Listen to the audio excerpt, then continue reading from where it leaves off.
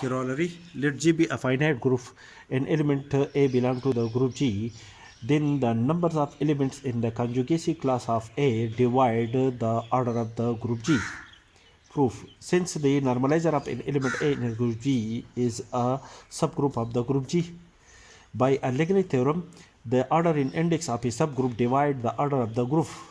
As the normalizer of an element A in a group G is a subgroup A of a group G, therefore, according to the above theorem, according to the Lagrange theorem, the order and index of the normalizer of the in element A in a group G divide the order of the group G. That is, the order of the group G is equal to the product of the order of the normalizer of an element A in G multiply by the index of of the normalizer of an element A in G.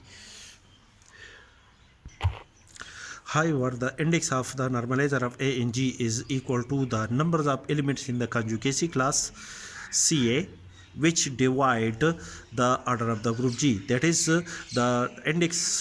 This is the index of the normalizer of a subgroup A in subgroup. The normalizer of an element A in a group G. This index divide the order of the group G.